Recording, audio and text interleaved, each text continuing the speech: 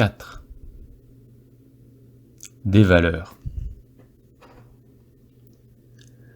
Lorsque nous relevons des explications, les mots normal, naturel et d'autres mots évidence compliquent les échanges et les analyses.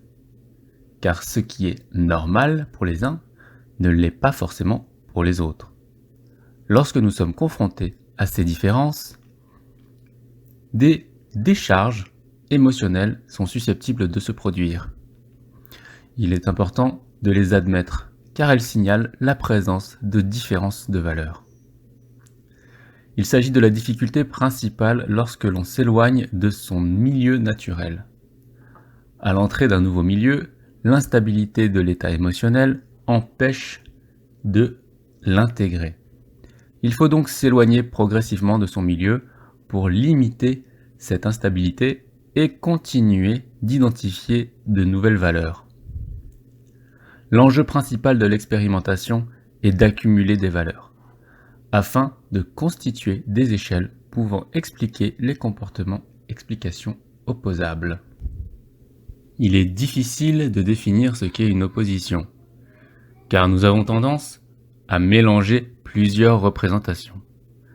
Je vais vous proposer différentes catégories pour les organiser et donner une méthode pour les compléter ou les combiner en de simples échelles de valeurs.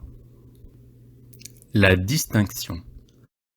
Deux comportements nous apparaissent opposés, alors que ceux-ci sont tout simplement différents. La présence.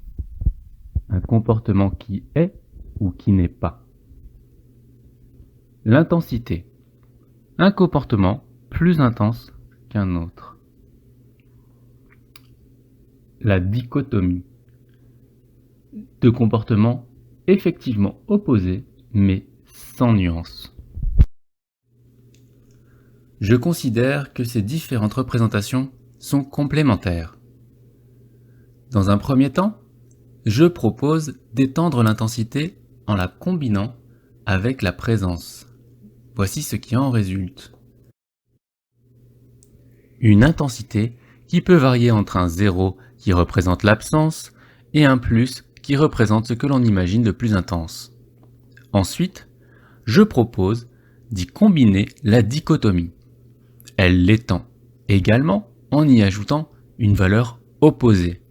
Il s'agit d'une valeur dont l'absence se confond avec la précédente, 0, et qui s'intensifie dans le sens opposé, moins.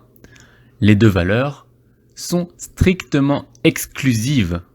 Quand la première possède une intensité, la seconde ne peut pas en avoir, ce qui peut être représenté ainsi. Un axe avec un 0 au milieu et deux flèches, une qui s'éloigne vers le pôle plus, une qui s'éloigne vers le pôle moins. Pour intégrer la distinction, il faut considérer que ces valeurs sont neutres, l'une pour l'autre, et partent donc dans des directions distinctes. Cette dernière représentation englobe toutes celles qui ont été combinées et décrites précédemment.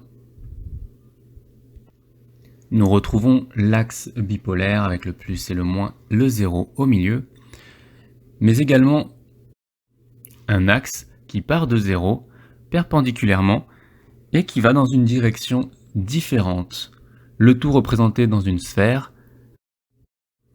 indiquant qu'il y a une infinité d'axes possibles. Je considère que toutes les valeurs peuvent être décrites sous cette forme. Vous trouverez des cas qui vous résisteront et d'autres qui vous apparaîtront simples.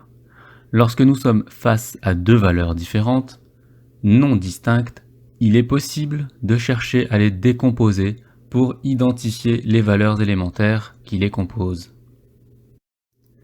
Si la valeur A et la valeur B ne sont pas distinctes, il peut exister une valeur C, distincte de la valeur A, qui permet de décomposer la valeur B à l'aide de projection sur le couple de valeurs AC. Il est aussi possible de trouver d'autres valeurs composées par A et C, dont une remarquable, celle distincte de B.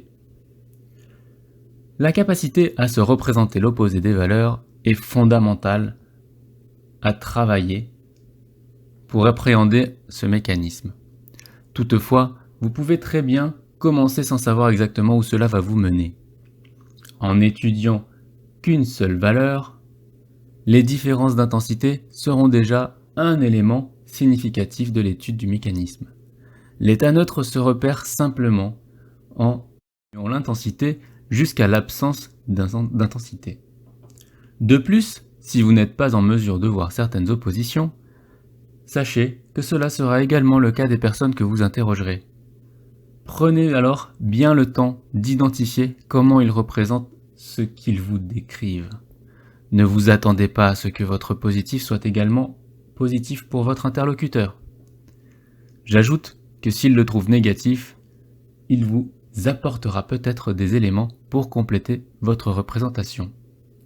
Il est évident que ce qui nous rend fiers est lié à ce que nous croyons positif, et que ce qui nous rend honteux est lié à ce que nous croyons négatif. Il apparaît donc essentiel de se pencher sur les croyances qui déterminent nos valeurs pour comprendre comment la fierté oriente le mécanisme vers certains comportements plutôt que d'autres.